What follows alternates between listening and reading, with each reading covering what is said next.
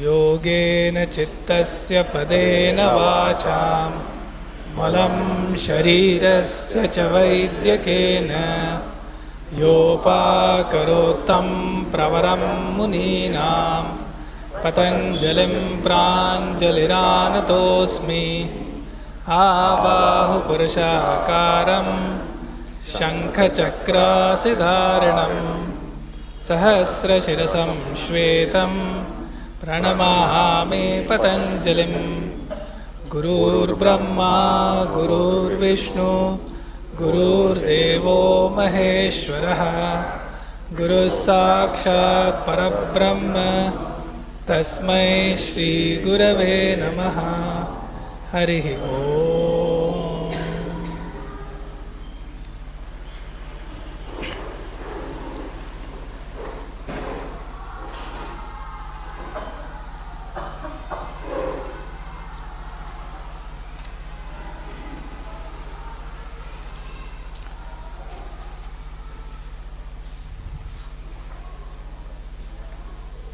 So last time we had started on the topic of Ishvara and Ishvara Pranidhana. So if you look at the journey from the beginning, we started with Chitta, Purusha, the relationship between Chitta and Purusha, then the Chitta Vrittis, then the means for Chitta Vritti Nirodha, which is Abhyasa and Vairagya. And then we looked at Abhyasa and Vairagya in detail. We looked at the Samprajñata Yoga or Samprajñata Samadhi, then the Asamprajñata Samadhi. And having reached there, we looked at the means where the Asamprajñata Samadhi is attainable, is close at hand. And there we looked at Bhava Pratyaya, which is for certain celestial beings. And we saw the nature of those celestial beings. And then the other was Upaya Pratyaya, which was Shraddha, Virya and so on. And we looked at each of those and what they mean. So then Vyasa put a question that, there was a categorization of yogis and a hierarchy which looked pretty difficult because it started with 9 classes and then went on to 11 classes. And it was for the highest that it is closest at hand. So it looked at a very difficult and long journey. So the question that was put was, is there any other way by which the Asamprajñata Samadhi could be close at hand? And as the answer to that, we had seen the sutra number 23, which said Ishvara Pranidhanat Va. And this is the sutra that we saw in detail last time, with references to Bhagavad Gita and elsewhere. But when we talked about Ishvara Pranidhanat Va, there we didn't completely describe what is this Ishvara. Who is this Ishvara? So there, that is where we are today. And that is the sutra that we'll see, sutra number 24. And before that sutra begins, Vyasa introduces that by asking a question that says, Atha Pradhana Purusha Vyatiriktaha Ko Ayam Ishvaro Nama Iti. Okay. So it's as though he is saying, okay, we know Pradhana. Pradhana is the sort of the initial state of Prakriti before all the evolution that happens. The fundamental is called Pradhana. So we know of 2 fundamental entities, Pradhana and Purusha. So other than these 2, who is this Ishvara? Who is this thing called Ishvara? That is the question that Vyasa puts. The sutra number 24 comes as a response to that question. We had seen that sutra a little bit last time. So the sutra number 24 says, Klesha karma vipaka shayaihi aparamrishtaha purusha vishesha ishvaraha. And we had seen some of it. I'll just repeat for that to serve as a reminder. So there is something called Klesha, Karma, Vipaka and Ashaya. And we'll see what those mean because Vyasa is going to tell us that. So klesha karma vipaka shayaihi, this is a compound word, and says by this aparamrishtaha, completely untouched. Purusha Visheshaha, an individual in the class of the Purushas. Okay, so Purusha Vishesha means there is a class of entities called Purushas. Purusha Vishesha is one of them. So Purusha Visheshaha Ishvaraha. So this particular Purusha, who is untouched by Klesha, Karma, Vipaka and Ashaya, he is Ishvara. So that is what the sutra means. Okay? Now having seen that, and I think last time Prashant sir also explained that when you look at a sutra, you look at what it says, but you also look at what it does not say. Right? So he had said it could have been Klesha, Karma, Vipaka, Shayai, Aparamrushtaha, Ishvaraha. But it said Purusha Visheshaha Ishvaraha, where the Sutrakara, Patanjali, he wants to emphatically say that Ishvara is also in the class of Purushas. It is not a third category of entities. There are only two categories, Pradhana and Purusha. And among the Purusha, there is one special Purusha, one special individual Purusha, and he is Ishvara. Okay. So now so the commentary is a long one, and we'll take pauses as we go through it. Before we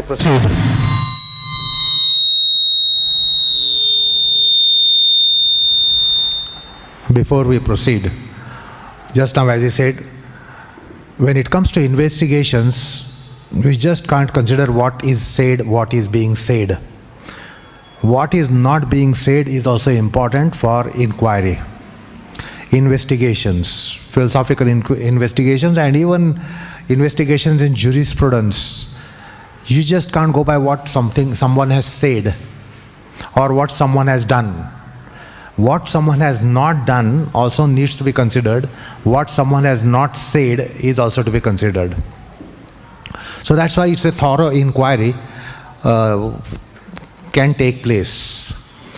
So here we have to consider what the sutra has said, but also we should consider what alternatively could have been said and is not being said. Klesha karma vipaka ashayher aparamrushtaha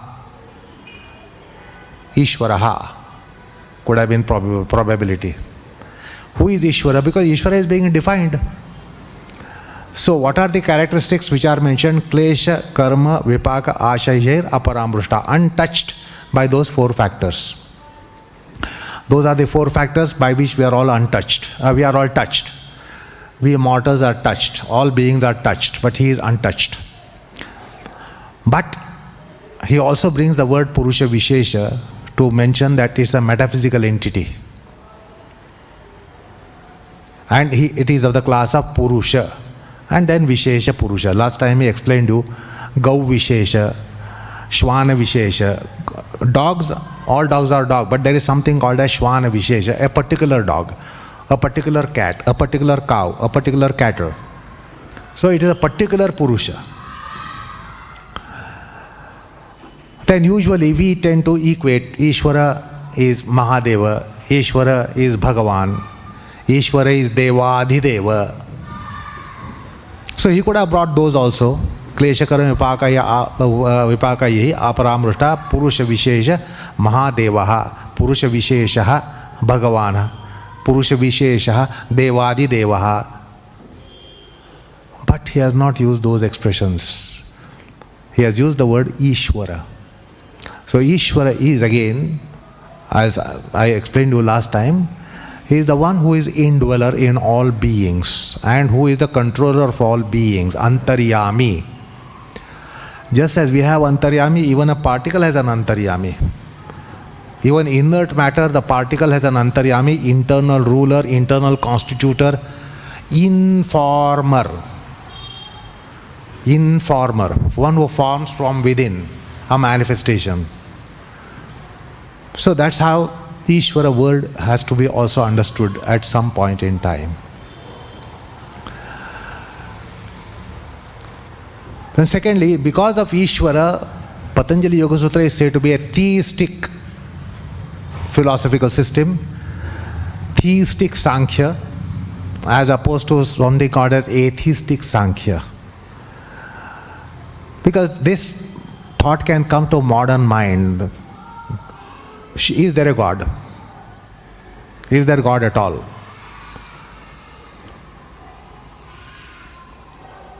If there is a doubt, skepticism about accept the God, who is going to look into the definition of the God? Suppose I don't accept God. Why will I look into the definition of the God? The God seems to be rejected also by class of people. What we call them atheists, agnostics, skeptics. We say that reject the God. The God cannot be rejected. You may not accept the God. So atheism is not rejecting the God, not accepting the God. That should be understood. The God, the entity of divinity is something that cannot be rejected. If you reject, that means you have a thought deficiency. You have not had sufficient thought about the whole phenomenalism around you. And therefore you are putting this question, you have doubt whether the God exists or doesn't exist. So there is a thought deficiency. If you have sufficient thought, you will accept the God in some form or the other, or no form at all, but the divinity must be accepted, cannot be rejected. Divinity cannot be rejected. However, you may not accept it. That's a personal choice, whether to accept or not accept. Now in inquiries or jurisprudence, if you accept something, there is not much of inquiry. But if you reject something, you are asked for show cause. If you reject, you will have to give cause as to why you are rejecting it. If you accept it, usually you are not asked why are you accepting it. So the point is, the God cannot be really rejected. Those who are rejecting the God, there is a thought deficiency in them, or lack of comprehension, not to the level of human being, and that's why they are not accepting the God. However, it cannot be rejected. So this is the important kind of episode in Indian philosophical system. We have atheists and theists, Astikas and Nastikas, as is loosely translated into English as atheists and theists.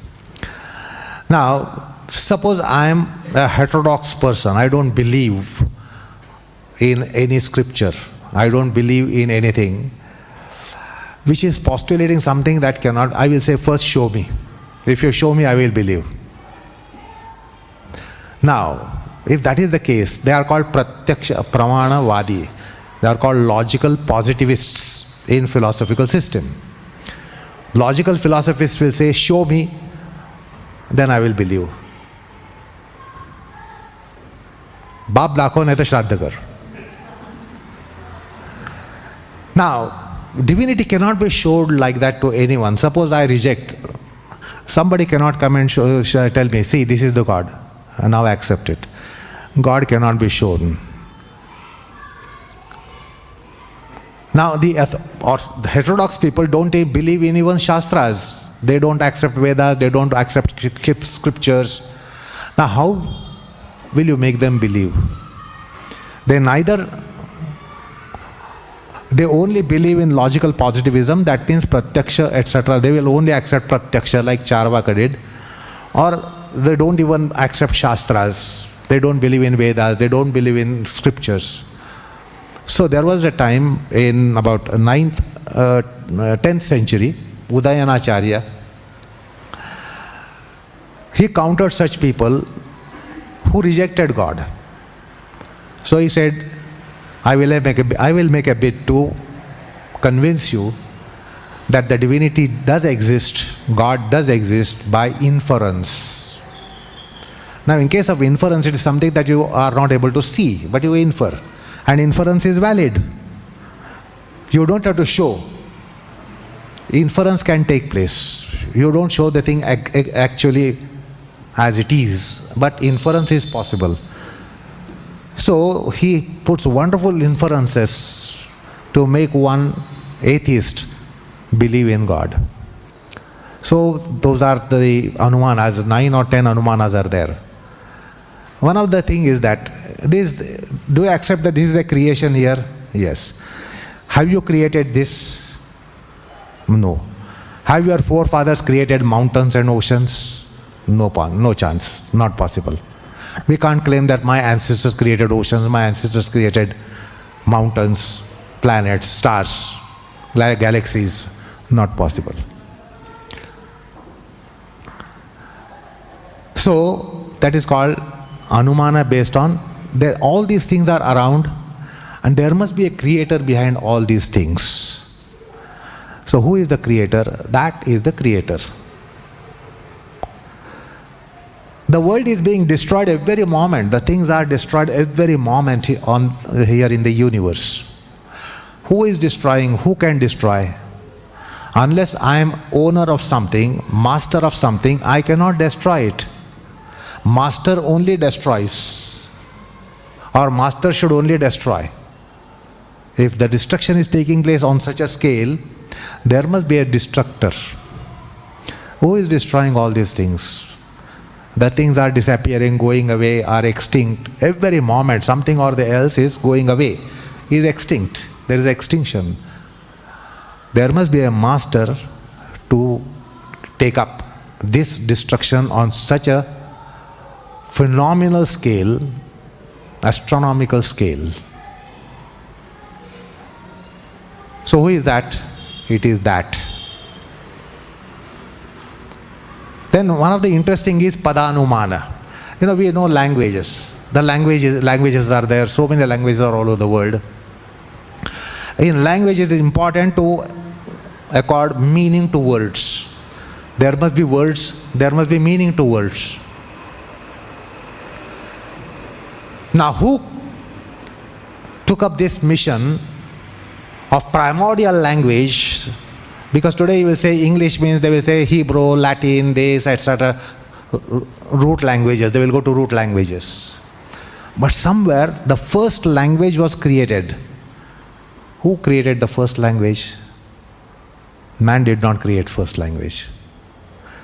If the language was created, who gave the meanings to the words? That this is the word and this is the meaning.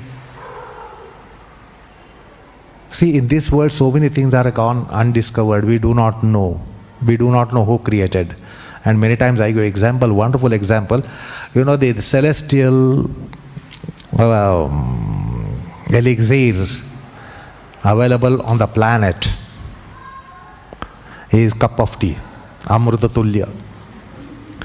Now we never inquire who discovered, who invented the first cup of tea.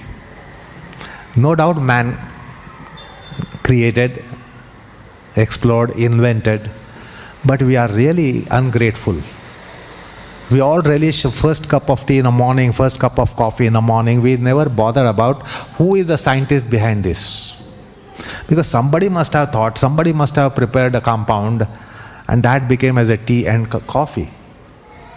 But we have not identified this. We are very ungrateful. Otherwise, who discovered this and who invented that? Planets and stars. Somebody discovered. Machines. Somebody invented. Aeroplane. Invented by someone. In physics, so many things are invented by scientists. So many things are discovered by scientists.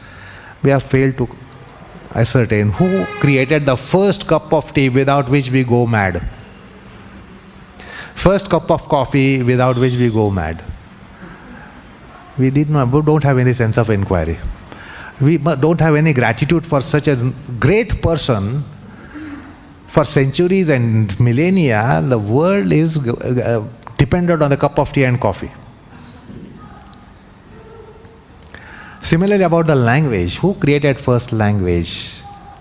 You cannot point out at any mortal that this man invented English. This man invented Sanskrit. The word and its meanings were assigned for the first time. That's called Padanumana. By him. He created the language, the first language. That's why we have concept of primordial language, Girvana Bharati, Deva Bhasha. So God created. So he has given wonderful inferences To which the atheists also have to nod the heads. If they go to answer, they'll have to accept something which is either form, without form, with characteristics, without characteristics, with attributes, without attributes.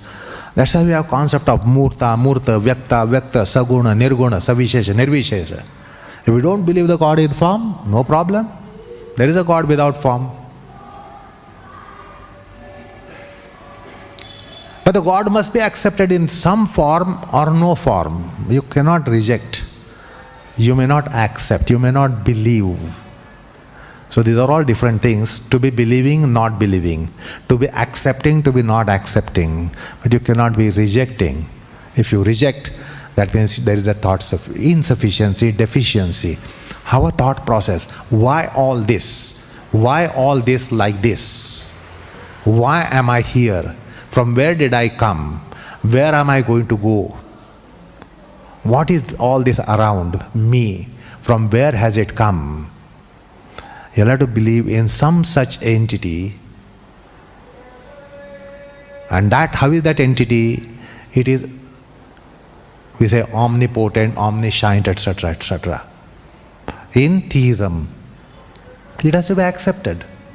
The God cannot be rejected. So, now Ishvara is being postulated. Who is this Ishvara? It is not that the God is one thing, Ishvara is another thing. One who is God is Ishvara in another reference. Like I am here and he is here, we are trying to instruct you or teach you something. But when we go back home, I become brother of someone, I become uncle of someone, I become friend of someone, I become ally of someone, I become alien of someone. I have many manifestations. One person has several manifestations. He's somebody's boss, working under somebody. He's somebody's friend, somebody's foe, somebody's ally, somebody's alien, somebody's uncle, somebody's brother, somebody's father, somebody's son. So one entity has several relationships, manifestations. It's not just relationship. We manifest differently. How does he manifest here? He doesn't manifest the same way in his office. When his subordinates are around him, he doesn't manifest the same way. When his superiors are around him, he doesn't manifest the same way. There are different manifestations when he is with his superiors, different manifestations when his subordinates are around, different manifestation when his family members are around, different manifestation when his friends are around. So we manifest differently. So one and the same entity, that absolute, that supreme, manifests in several forms. Like a king, when on a throne, what is that king? What is the status of the king? What does he do by being on a throne?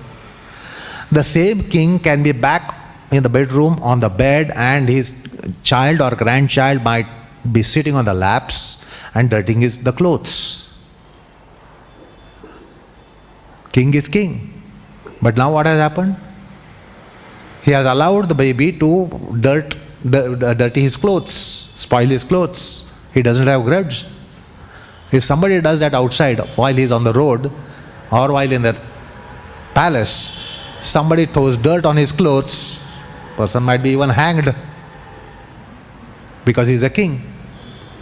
So one person manifests severally, God manifests severally. What are these various manifestations of God? There's a beautiful mention in the Shastras, Pancharatra Agama. Para, Vibhava, Vyuha, Vibhava, Antaryami, Archa. The God, when he is a creator, he is called Vyuha. When the God is in his own abode, he is called Para, supreme form, Para. Vyuha as a creator. But the same divinity when he is immanent in us, same divinity when immanent in us, he is called Antaryami. Same divinity when it takes manifestations for various functions. Paritranaya sadhunam vinashaya cha dushkrutam dharma samsthapanarthaya sambhavami yuge yuge. Bhagavad Gita. I manifest for these reasons.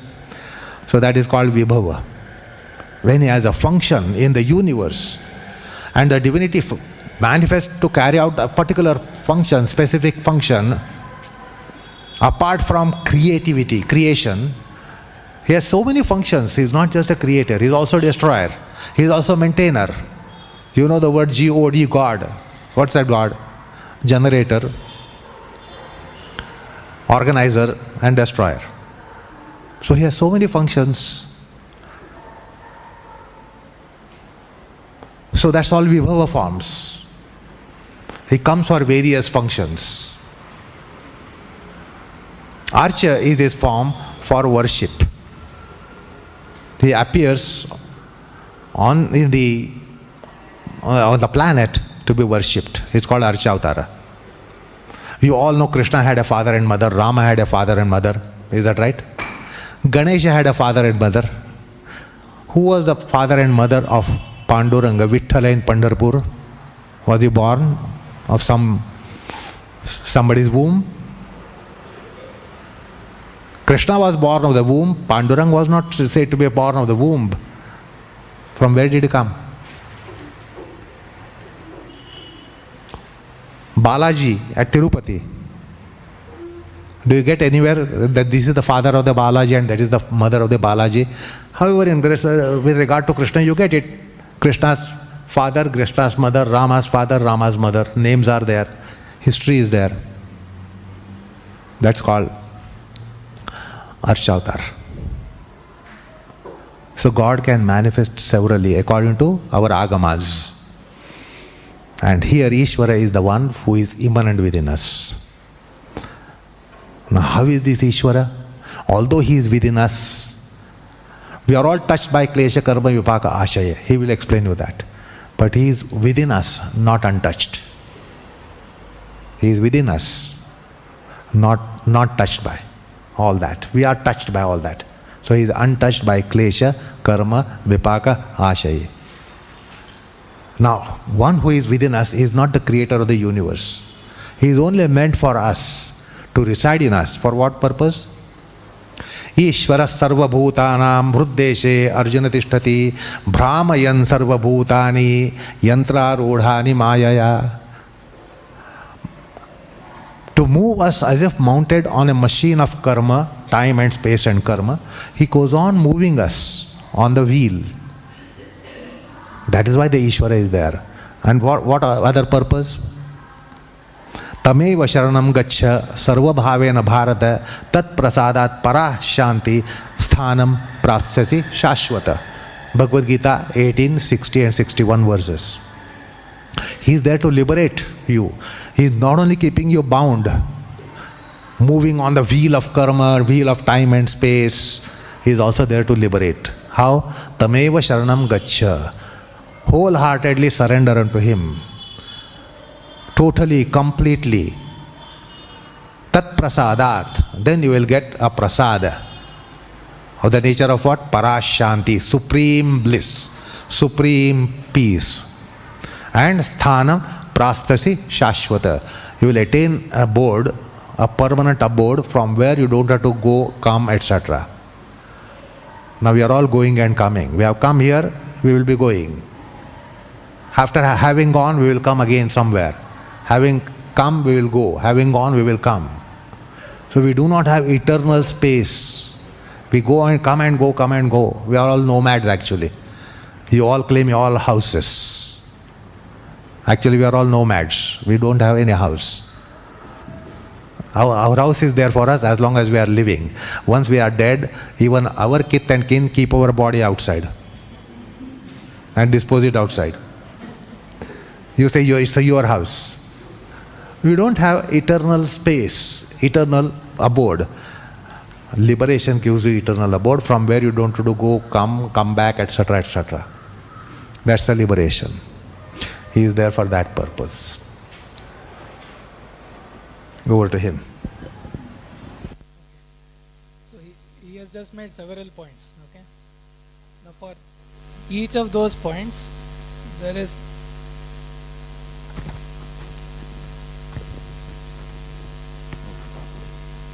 okay. Can you hear me? Okay. So there were several points made in this speech at this point, and I think many of those need. I mean, we'll touch upon that again in the context of the next 3 or 4 sutras, and a lot of them have a lot of nuances. Okay, so just pay attention to that so that you will be able to correlate as and when we touch upon those points. Just to begin with, before we start Vyasa's commentary, he mentioned the Anumana-based explanation of God, and one of the questions was, who created all this? I just want to clarify there that in the Sankhya Yoga system and in most of the Indian tradition, it is not simple creationism. So nowhere does it say that God created this, God created that. It is much more refined and much more nuanced, much more abstract than that. Okay?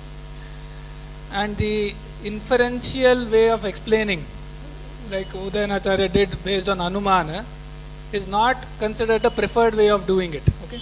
He did that because he wanted to address an audience which will only believe Pratyaksha and Anumana. Okay? So there is some simplification happening there.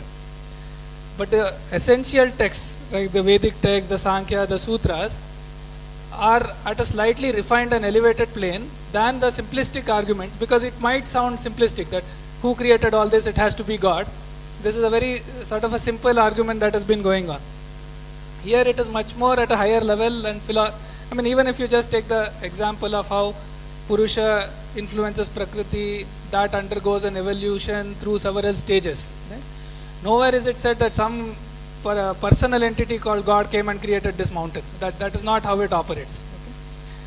So when we look at the place of Anumana as a means to understanding, especially the subjects related to Ishvara and the Vedas, we'll cover some of that when we come to the next 2-3 sutras. Okay? So all of these are examples as to how the same subject can be brought down to certain levels and taken higher to certain level depending on who the audience is.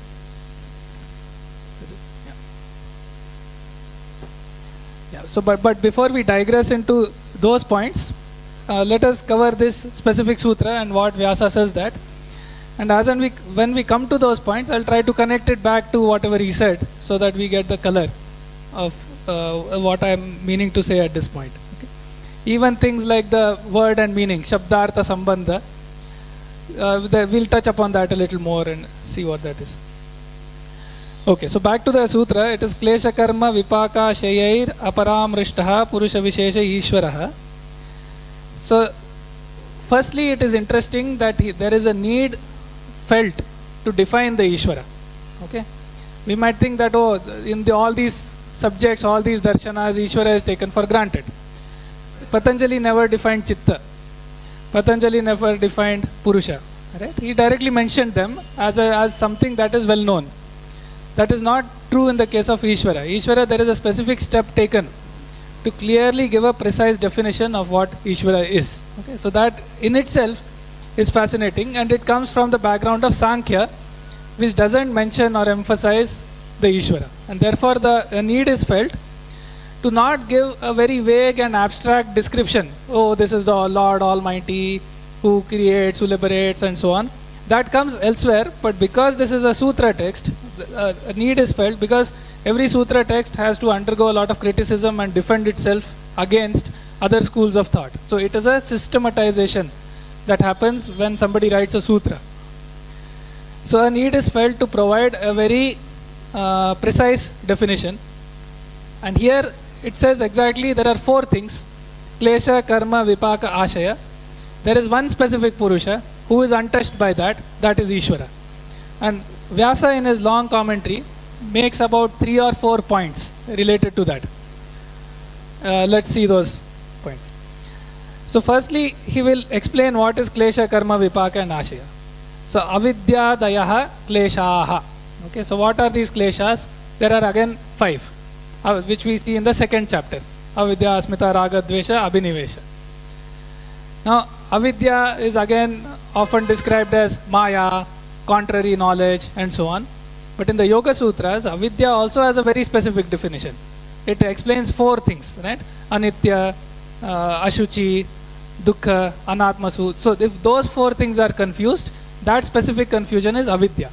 And once you understand both the approach to give very precise definitions, which also happen to be very deep, okay, that is where we start appreciating what is being said here. Okay. Now avidya itself, we'll deal with it when, if at all, and when we come to the second chapter. Here let us understand that the klesha is referring to avidya, etc. Okay. What is karma? Kushala kushalani karmani. So actions that are either in some sense good or bad. Papa punya, sukha kari, dukkha kari, kushala akushala. Okay, both sides. So it is good and bad, good and evil, and so on. All the actions are karma. Tat phalam vipakaha. So the fruit of the actions. The phalam means fruit. The fruit of the actions, the ripening, is vipaka. Okay. So this also establishes the karma siddhanta. Okay. Where the karma siddhanta talks about how the karma system operates, and which goes to explain a lot of the things we see in this world. And we will see some of that as we go through the sutras. But here, the fruition of the karma, the tat phalam vipakaha, and tat anuguna vasana ashayaha. So as a result of the fruition, there is the samskara and vasana that is collected. Okay? That collection is ashaya. Okay? And we have seen this vritti samskara chakra, where a certain chitta vritti leads to a samskara, the samskara leads to vritti again. Okay? So similarly, vasana is like a tendency that leads to a certain situation, that leads to a certain action, that again leads to the fruition, again leads to the vasana, and so on. So now, the next question. The ashaya is karma vasana, phala vasana. Vasana for karma, vasana for phala. Sometimes we say that I want to be doing this, I should be doing this, which actually we don't do, we cannot be doing.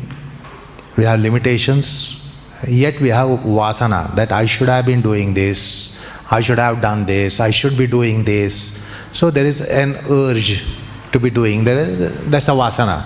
So there is karma vasana, and sometimes otherwise there is phala vasana. I should get this. Without doing karma, we want karma phala also. Many times we don't want to do corresponding act, but we want the result thereof. I don't want to study, but come in flying colors in when I get the results. This is possible. That's phala vasana. So either we have vasana for phala or vasana for karma. That is technically called ashaya. That's why the word karmashaya. Karmashaya means karma vasana and phala vasana. Ashaya is karma vasana, phala vasana.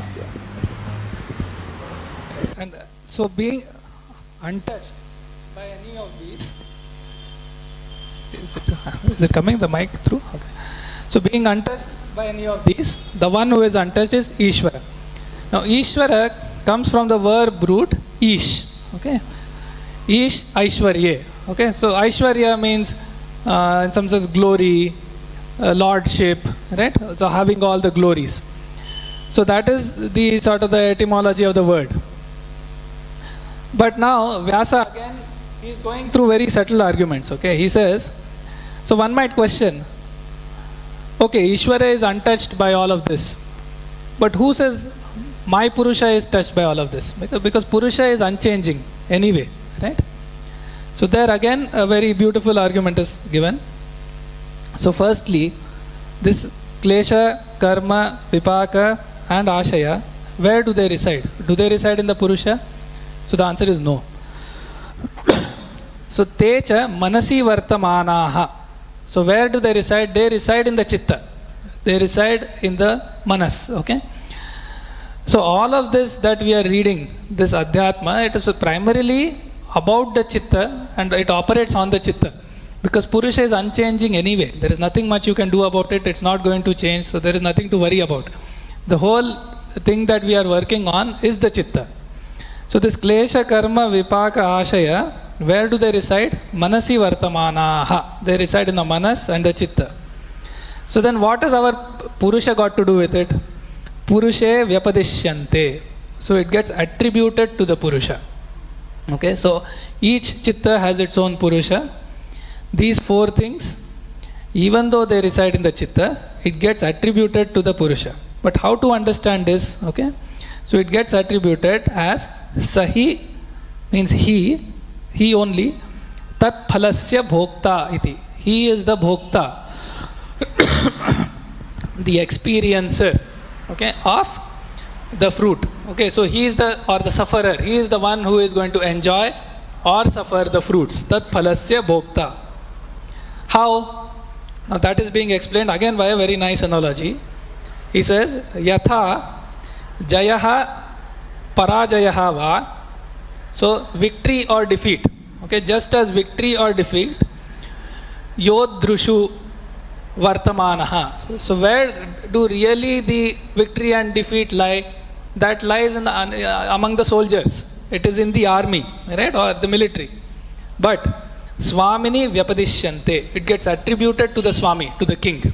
Right? When two kings go to war, where does the victory and defeat lie? It lies among the generals, the army who are fighting on the battlefield. Who does it get attributed to? The king who is sitting in the palace. Okay. Similarly, yohi anena bhogena aparamrishtaha sa purusha vishesha ishvara. So similarly, in the normal case, the normal purusha, because of the anadi sambandha with the chitta, okay, there is a eternal bond with the chitta. All these four things, klesha, karma, vipaka, ashaya, they reside in the chitta, but they get attributed to the purusha because of the anadi sambandha. Just like the king and the army, there is a relation for the lifetime of the king and the army. So anything that happens to the army gets attributed to the king. You say the king lost or the king won. Okay. Similarly, it is the purusha who is enjoying or suffering the fruits of the karma vipaka and so on. Similarly, a normal purusha gets all of these things attributed to him. However, the one to whom this never gets attributed, that specific individual purusha is Ishvara. Okay, so there we need to understand that the essential nature of the Ishvara in essence and the Purusha in essence, okay, which gets touched upon a lot in Vedanta, right? You would say that it is the same. But there are differences because the normal Purusha has this anadi sambandha with the chitta, which leads to attribution of the bhoktrutva, which doesn't happen in case of Ishvara. Okay? So again, it is a very nuanced kind of understanding, but still very precise. So it's not very vague or sort of hand waving and going around the topic. It's very precise, but it's very nuanced. So it's sort of chintya. It is worth thinking about. So this is one point that Vyasa is making. Now, there are other mukta purushas, okay, who have attained liberation and so on. How is Ishvara different? So that is what Vyasa will clarify next. So he says, Kaivalyam praptaha tarhi santicha bahavaha kevalinaha. There are several kevalinas. So several sort of people who have attained Kaivalya. Okay. Tehi trini bandhanani chitva kaivalyam praptaha. So they have attained Kaivalya by cutting off three kinds of bandhanam. Bandhanam means bondage. Okay. So that we probably won't go in too much detail, but there is a prakritika bandhana, vaikarika bandhana and dakshina bandhana. That's related to, so prakritika is about the initial stages, the subtle stages of the prakriti, somewhat related to the prakriti layas, if you remember. So from pradhana to tanmatras, all the subtle levels, the bondage related to them, that is prakritika bandha. Now beyond that, going to the bondage related to shabda, sparsha, objects that are tempting, attractive, desirable and so on, cutting that bandha is the cutting of the vaikarika bandha. And dakshina bandha is related to the family, especially for the gruhastha, taking care of the family, and then yogakshema, earning money, spending, and so on. That is the third bandha. Having cut off these three bandhas, okay, there have been several people who have obtained kaivalya. But how is Ishvara different? Ishvarasya chatat sambandho na bhuto na bhavi. So that kind of a sambandha, that kind of a bondage, that kind of a relation for the Ishvara was never there in the past, will never be there in the future. Na bhuto na bhavi. So he is forever free of all of this. Whereas the liberated mukta purushas are, from a certain point in time they are free. Before then they were under the suffering and bondage. So that is one difference.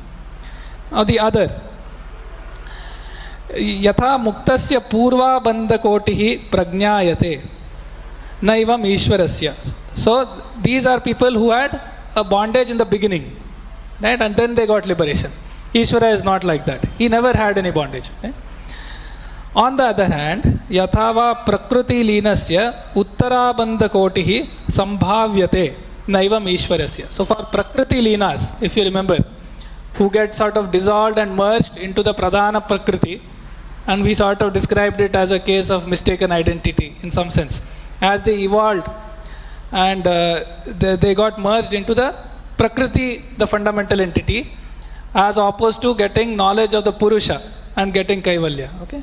So those, if you remember that particular sutra, because of the gunadhikara, because of the prakriti, the fabric is made up of satya, raja, tama gunas, because of their sway on the prakriti linas, they are going to come back into the worldly sphere, the laukika sphere. So they are called uttara bandhakoti, because currently they are experiencing kaivalyam iva, a state like kaivalya, not exactly kaivalya, but they are going to come back to the laukika sphere. That is not the case with Ishvara. He is never going to come back to the laukika sphere through bondage. He might come, like he said, yada yada hi dharma. So we'll touch upon that. He might come of his own volition. But there is never any bondage, neither in the past nor in the future. And that is the difference between a Kevalin and a Prakriti Laya and Ishvara. So that is what Vyasa, in his second point, he says, Satu.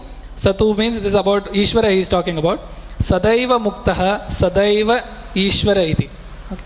So he is forever liberated and forever he has the Aishwarya, the glory, the Lordship. So that is the second point where Vyasa is clarifying the difference between Ishvara, considering the exact definition provided here, the difference between him and the two kinds of liberated souls, quote unquote, right? The Kevalinas and the Prakritilayas. Okay. Now, Vyasa asks a very, very interesting question, okay? And it also shows sort of the open-mindedness and the openness to engage in a debate and an argument when such a question is asked. Because he is not necessarily pushing his point. So he asks a question that says, okay, this particular Ishvara, who has a Shashvatika Utkarsha, right, who has a Aishwarya, a glory which has been there forever, okay? Are you saying this with any basis? Okay, Sannimittam, Aho, Nirnimittam. Is there any basis for saying this? Okay, so basically, how do you prove? Is there any basis? On what basis are we defining Ishvara and his existence in this manner? That is the question that Vyasa puts, and he is going to answer that. But it also shows that Ishvara is not taken for granted. There is a need to very carefully go through the arguments and then establish it and then take that further. Right? So is it Sanimittam or Nirnimittam? Okay. Now the answer to that is, which is again very interesting. Okay. Now the answer is Tasya Shastram Nimittam. Okay. So the Shastra, which is the corpus of Vedas, Agamas and so on, the Shastras are the basis for postulating or accepting Ishvara. Okay. So it is not by fiat. So nobody is saying that, oh, God exists. It's an axiom, you have to accept. Okay. But the Shastra is considered as a basis for establishing Ishvara. But then the next question comes. Shastram punaha kim nimittam. Okay. So what is the basis for the Shastras? Answer is Prakrishta Sattva Nimittam. Okay? Which means the exalted Sattvika Guna, the exalted knowledge, the supreme wisdom of the Shastras is the basis for the Shastras. Okay? And the Shastras are the basis for the Ishvara. So you look at the sort of the high level of a knowledge-based culture and understanding here. Right? Even if it is talking about pranidhana and faith and theism and so on, it is coming from a background of very careful thought and a highly knowledge-based culture. So because the Shastras have supreme wisdom and they are purely sattvic and they have an exalted knowledge, and because they the Shastras become the basis of the Ishvara. Okay?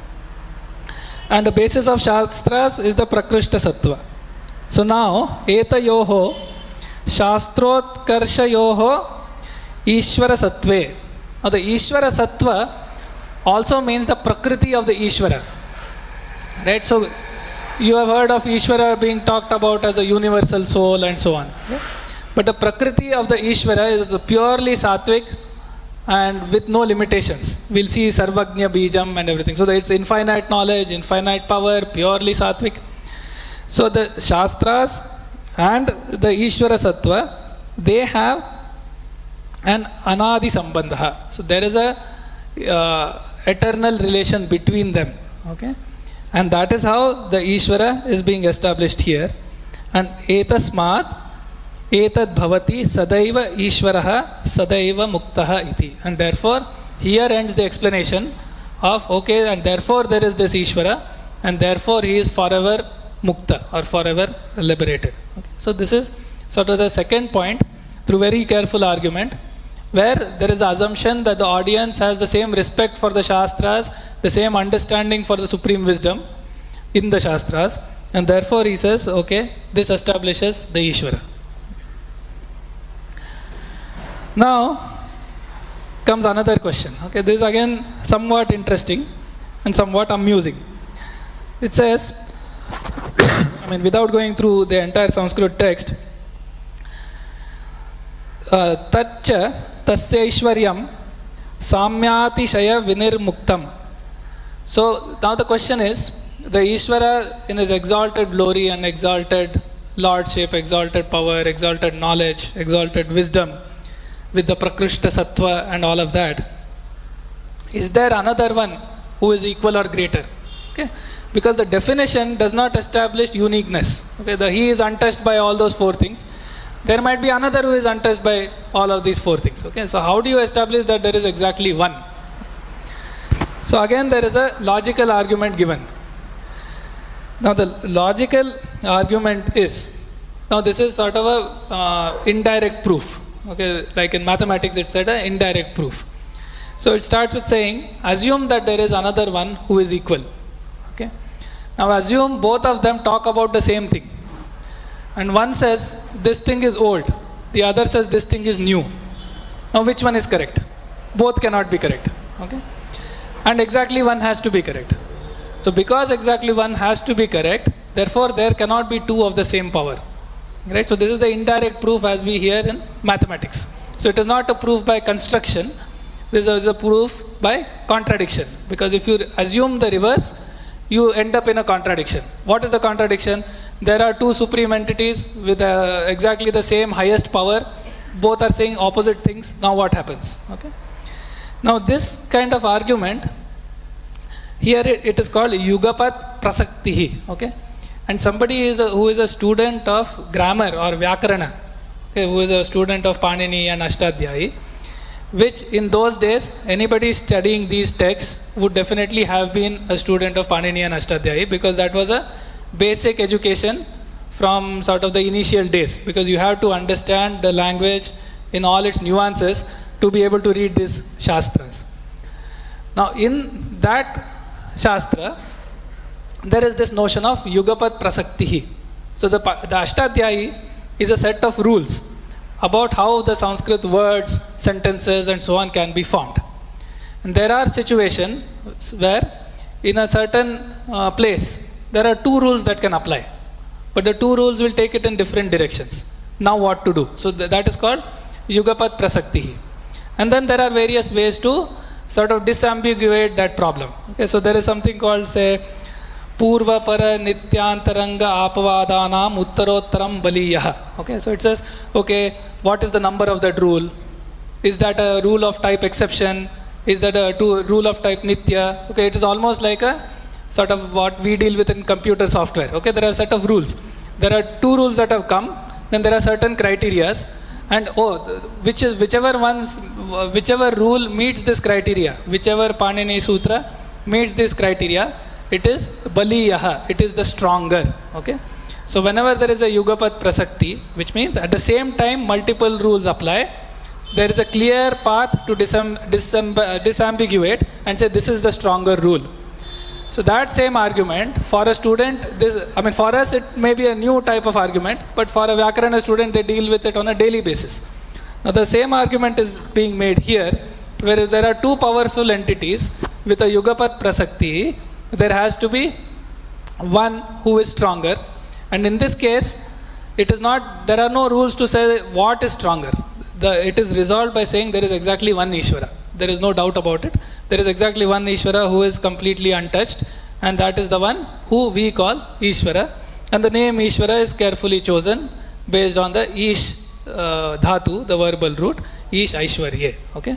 So that explains and covers Vyasa's commentary, and his last word he'll say, Tasmad Yasya Samya Atishayaihi Vinirmuktam Aishwaryam Sa Eva Ishvaraha. So Samya means equality. Atishaya means greater. Okay. So one who is free of having somebody equal or somebody greater, who is Vinirmukta, completely free of that, whose Aishwarya is free of that, only he is Ishvara. And Sacha Purusha Vishesha Iti. And he is again he sort of emphasizes this is again a specific individual special Purusha. Okay, and this is Ishvara. So this covers Vyasa's commentary. I'll also touch upon a few other things after this.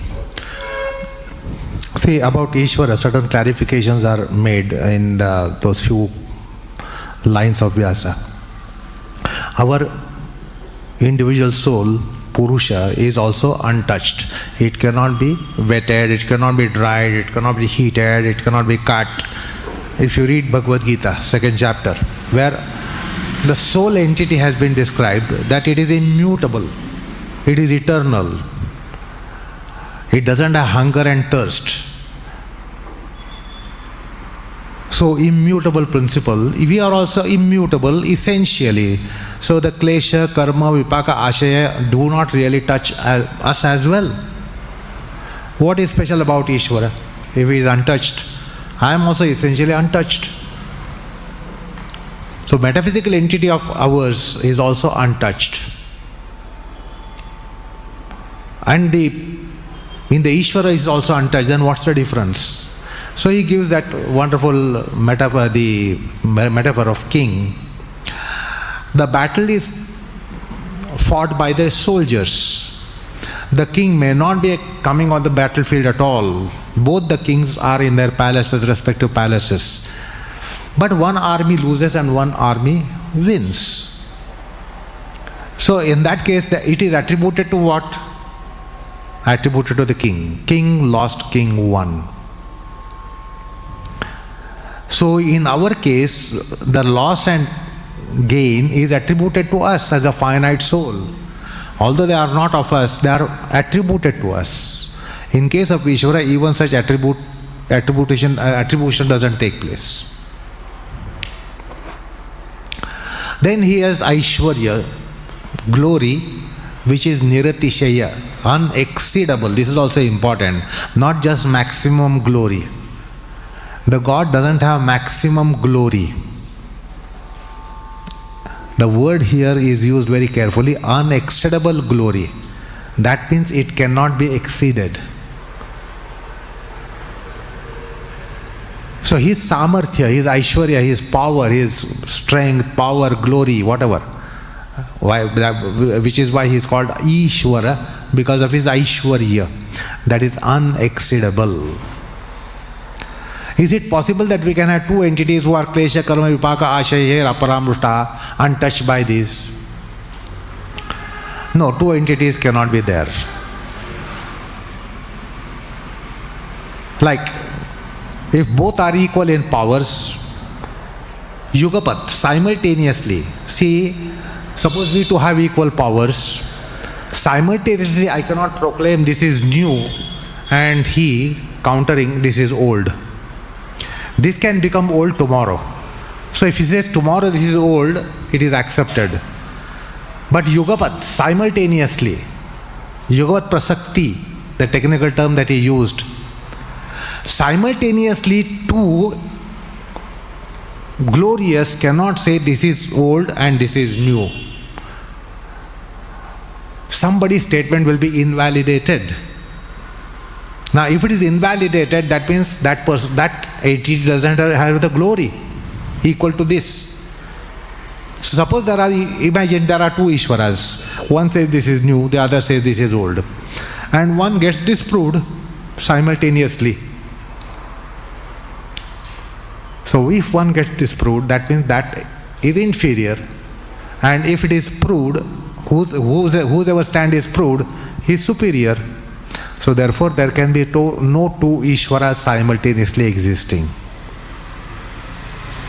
And therefore Ishvara is only one, singular entity. You cannot have several gods. God has to be one. So for that purpose he tries to explain as to how it is. That his glory is not only a maximum but unexceedable. He himself cannot even exceed it. Because the glory has reached the peak point, apex point. And now we cannot imagine this in our worldly plane. We can become rich, we can become richer, we can become richer and richer and richer. So there can be ever growing glory for us. Today we are millionaires, tomorrow we can become billionaires, then quadrillionaires and pentillionaires and sextillionaires and septillionaires and octillionaires, novillionaires. And we are not gone beyond decillionaires yet. So this can be increasing. Our wealth can increase, our power can increase, our strength can increase, our knowledge can increase. So there is exceedability in whatever glory you and me have, whatever glory the deities have, there is exceedability. It can be exceeded. But here comes a glory which is unexceedable. So we have to understand, it was not that the God was not so great some billion years ago and he will be much more greater after another billion years. No, not such thing is possible. It is not possible. It is unexceedable glory, Aishwarya, his glory, mastership. It really is unexceedable. So here you will have to slightly delve into the concept of infinity, as to what is infinity. It's not just countlessness, which here there cannot be any count, which cannot be counted. So there are two meanings to infinity: endlessness, and the other one is infinity, absolute. So his glory is absolute. At no point in time that it was little less. Like maybe today I am millionaire, yesterday I was not millionaire, tomorrow I will become billionaire, then tomorrow I will say I was a millionaire yesterday, today I am billionaire. Nothing like that in case of Ishvara. His glory, he has reached the peak point, apex point, which cannot be further exceeded. Unexceedability in his glory. So that's how the Ishvara is.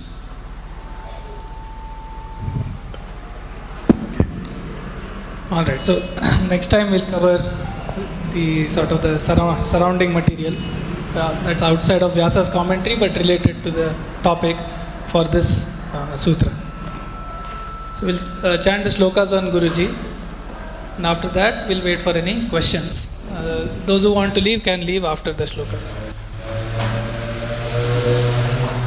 वैज्ञानिक शिक्षकत्वे वैज्ञानिकशकत्वे कलाकार आसनेषु यः कलाकारासनेषु यः योगाभ्यासे च तत्त्वज्ञस् योगाभ्यासे च तत्त्वज्ञस् तं वन्दे सुन्दरं गुरुं तं वन्दे सुन्दरं गुरुं योगवृक्षो लोकेऽस्मिन् वर्धितो यस्य प्रेरणया वर्धितो यस्य प्रेरणया योगाचार्याय गुरवे योगाचार्याय गुरवे सुन्दराय नमो नमः सुन्दराय नमो नमः.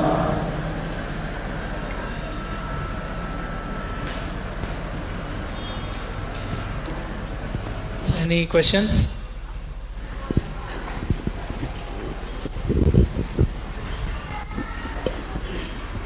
In terms of esoteric physiology, where we have an Andamaya kosha present in the human being, if an Andamaya kosha is the Ishvara, then Ishvara is bound to the incarnations.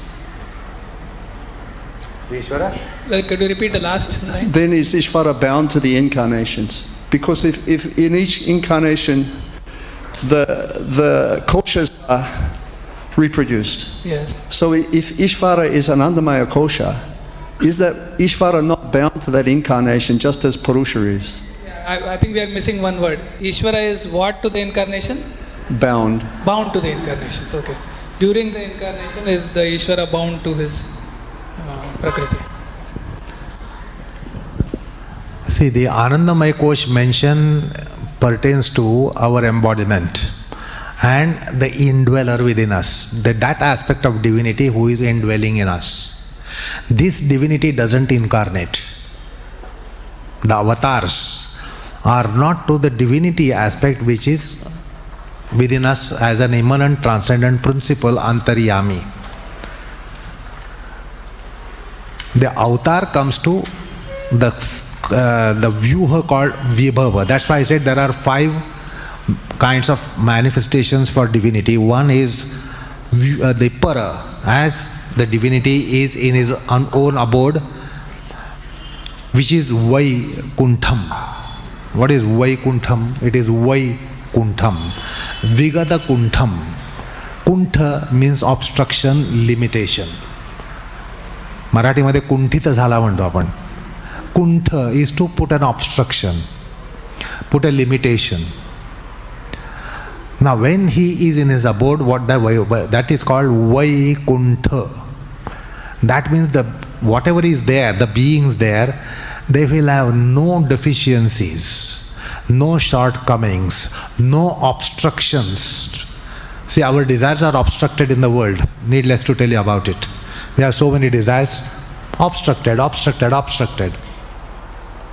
In Vaikuntha is the place where it is unobstructed. That's why the name there, Vaikuntham, Vigata Kuntham. Now, that is the para form. That form also doesn't come to incarnation. That form also doesn't come within us. Then comes the Vibhava, Vyuha. Vyuha is the creator phase, where mythologically you might have read Shantakaram Bhujagashayanam. What is that description?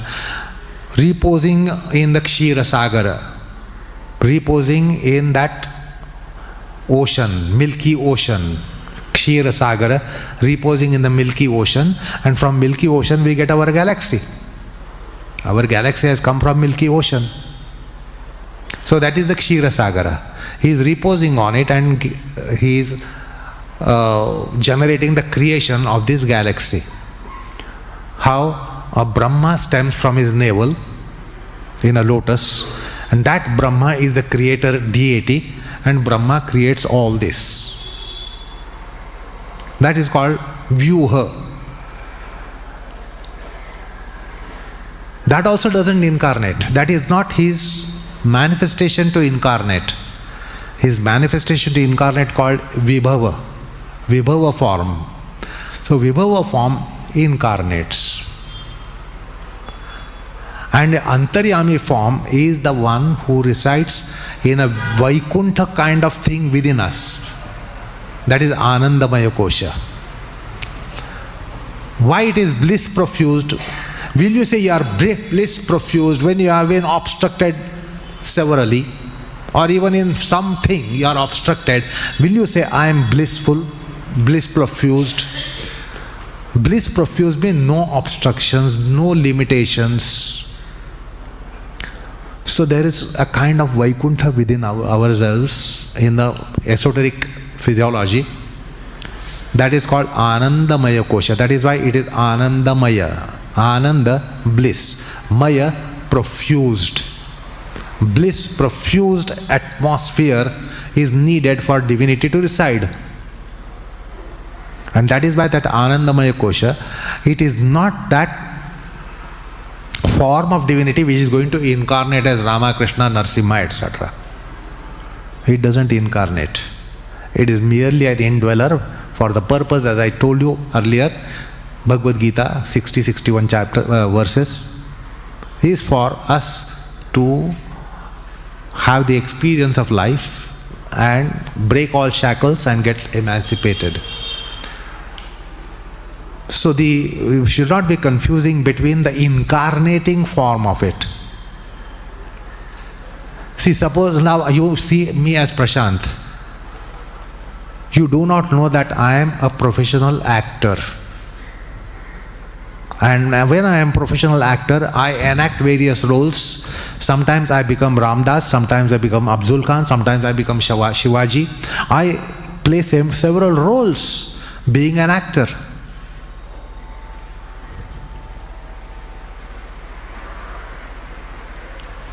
So that Vasudeva who takes various forms, he enacts various roles as Matsya, Kurma, Varaha, Vamana, etc., various forms. Like an actor can enact several roles. So in the Vibhava aspect of him, divinity, he takes several forms. Enacts role of Rama, enacts role of Krishna, enacts role of Narsimha, enacts role of Vamana, enacts role of Matsya, Kurma, Varaha, etc. For various purposes. If you look into mythology, you will see what was the purpose for Matsya avatar, what was the purpose of Kurma avatar, what was the purpose of Varaha avatar, what did they do? So he manifests in different way, which is the Vibhava form of it, and not to confuse with one who is in the Anandamaya Kosha within us. From Anandamaya Kosha divinity, Rama did not come out. From my Anandamaya Kosha nor anybody's Anandamaya Kosha, Rama, Krishna did not come out and play their roles. That's the Vibhava. And this is Antaryami. So Anandamaya is with reference to Antaryami within us. That's all. His role is what? To uplift us, essentially. Or if we don't qualify for that, give us our bhogas, give us our fruits of our karmas. Karma phala vyavasthapaka. He gives karma phalas to us. Or he liberates us. So that's the one, the Anandamaya Ishvara does for us. He is not, my Anandamaya is not meant for you. Your Anandamaya is not meant for me. Your Anandamaya is meant for you. My Anandamaya is meant for me. He will regulate me, he will rotate me, and yours will rotate you. So not to confuse between, that's why the Agamas have opened out all the whole aspect of divinity.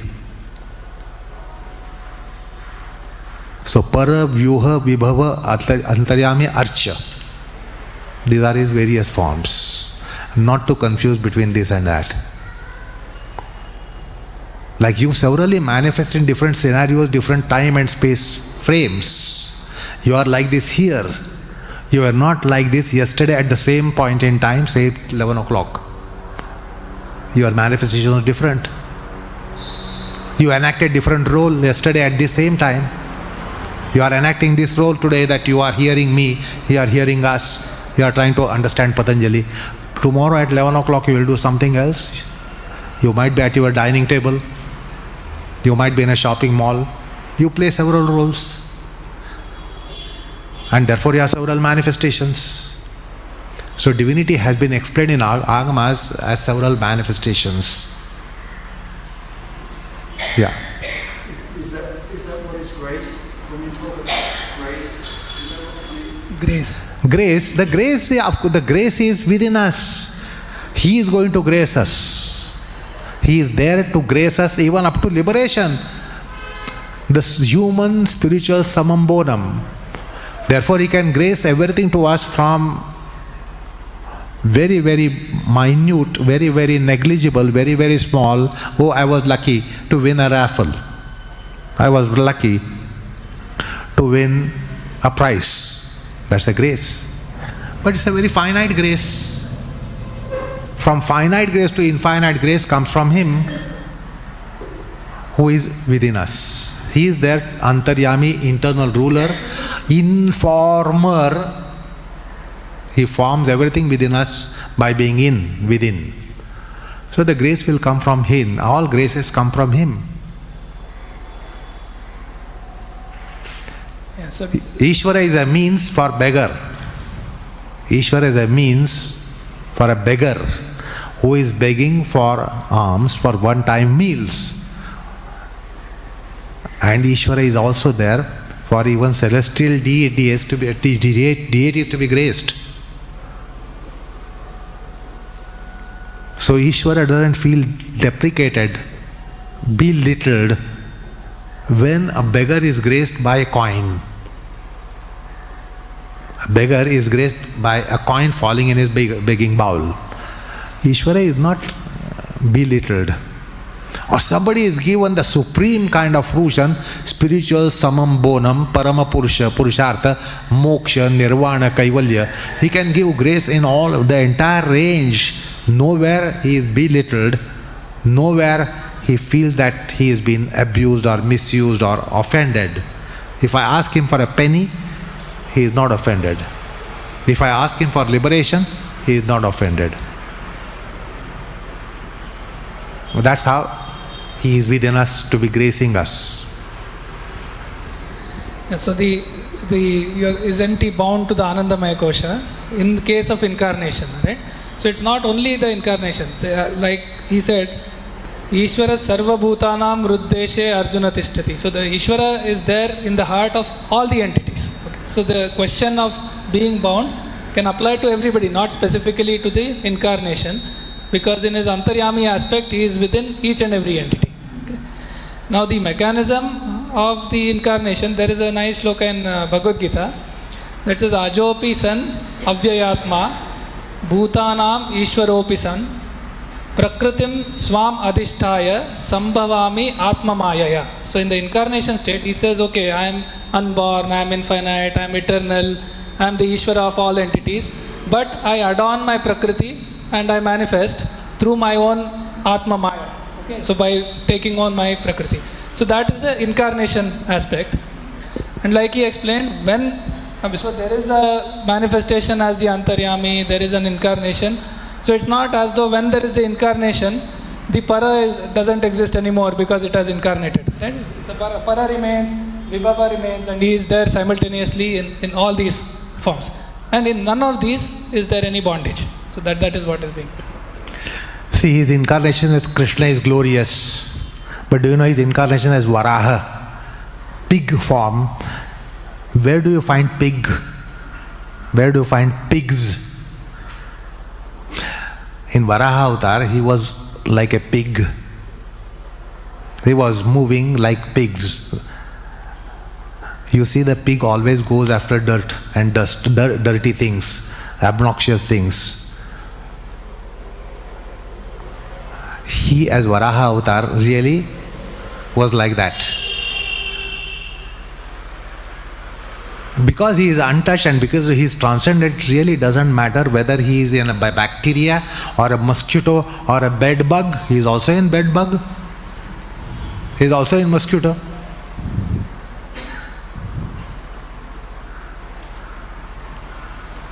So that's why it is a transcendent principle. Wherever it can be, it is really untouched. He doesn't say only give me a place in a supreme being, supreme animal, strongest animal. You name any creation, aspect of creation, he is indweller. It is because he is transcendent, he has no reservations. You will not like to stay in a hut, pavement. You and me will not like to enter a pavement. That's not his case. It really doesn't matter for him. Whether it is pavement or palace, it doesn't matter. He goes into the pavement, he is in the pavement, he is in the palace at one and the same time. Okay. Last question, I guess. What's the basis of Shastra?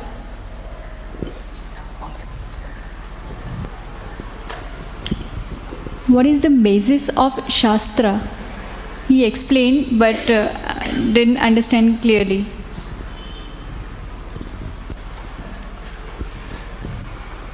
See, Ishvara's validity is based on Shastras. Shastra's validity is based on Prakrushta Sattva of Ishvara. So mutually they are basis for each other.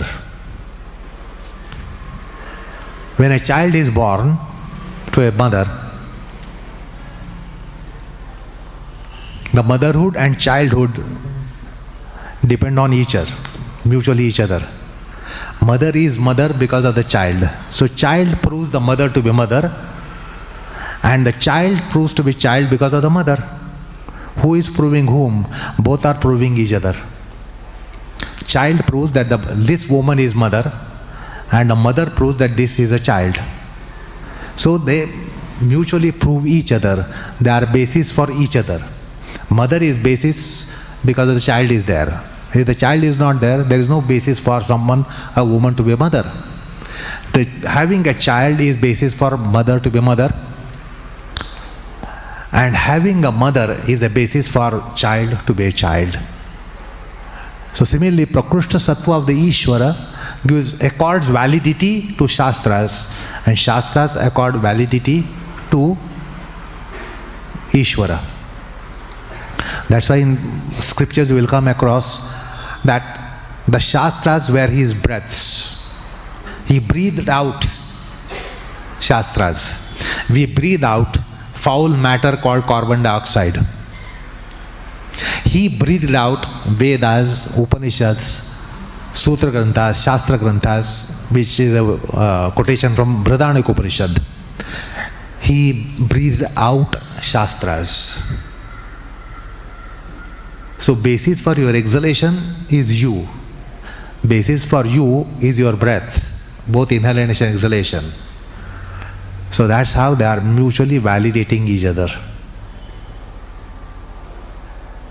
Prakrushta Sattva is basis for Shastras, and the Shastras is basis for Prakrushta Sattva.